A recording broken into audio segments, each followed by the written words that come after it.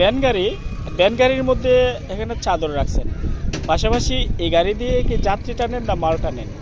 এটা আমার মাল বিহিত গাড়ি, এটা দিয়ে মাল টানি। কিন্তু ঈদের মধ্যে আমি গরিব মানুষ, টাকা পয়সা নাই, তো তাই নিজের গাড়ির মধ্যে নিজের ফ্যামিলি নিয়ে ঘুরতে আইছি।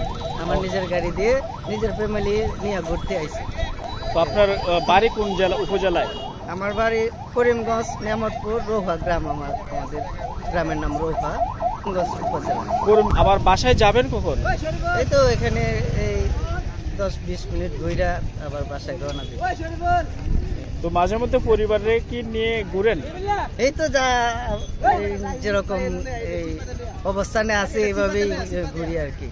এই নিয়ে আনন্দ ঈদ আসলে, এরপরে বিশেষ দিনগুলো আসলে নিজের ফ্যামিলি নিয়ে ঘুরতে আসেন না?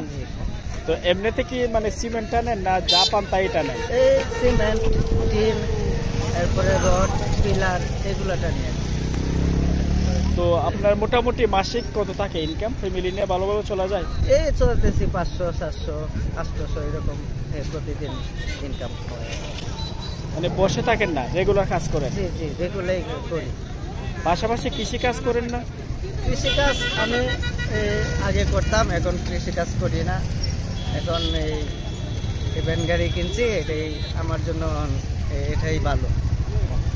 ছোট ভ্যান, এটা নিয়ে আমি অনেক খুশি, ভালো আছি।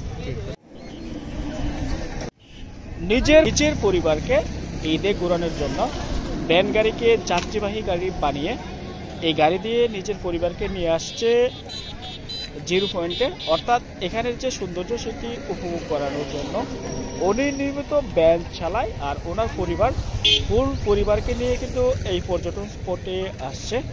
মনে যদি শখ থাকে বা শৌখিনতা থাকে, নিজের পরিবারকে নিয়ে কিন্তু মানুষ এক প্রান্ত থেকে অন্য প্রান্তে চলে যায়। আর ওনার সাথে কথা বলে আমার অনেকটাই ভালো লেগেছে। দেখতেই পাচ্ছেন ভ্যান গাড়িটা কতটা সুন্দরভাবে সাজিয়েছে।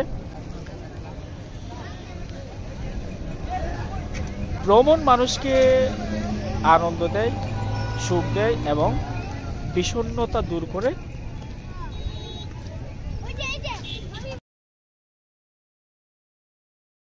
যখন একজন মানুষ এক প্রান্ত থেকে অন্য প্রান্তে ঘুরতে যাবে, তার মধ্যে যে সমস্যাগুলো আছে বা মানসিক সমস্যা আছে সেটি কেটে যাবে। আর ওনার একজন শ্রমিক, উনি নিয়মিত টিন, সিমেন্ট ইত্যাদি টানে। মোট কথা হচ্ছে উনি মাল লুট আনলোড করে, তবু ঈদের খুশিকে ভাগ করে নেওয়ার জন্য এখানে চলে আসছে। আর আমার আসলে বিষয়টা খুব ভালো লেগেছে। আমি আরও দেখাই এখানে অনেক শ্রমজীবী যারা সারাদিন হাড়ভাঙ্গা পরিশ্রম করে, এখানে অনেক মানুষ এমন আসছে যে এই জায়গাটার সৌন্দর্য উপভোগ করার জন্য। যতটুকু সময় পাবেন আপনার পরিবারকে সময় দিবেন। পরিবার খুশি থাকলে আপনিও খুশি থাকবেন, মনের মধ্যে সব সমস্যা দূর হয়ে যাবে। পরিবারই প্রথম, পরিবারই শেষ। আমার এই ভিডিওটি কার কেমন লেগেছে অবশ্যই জানাবেন।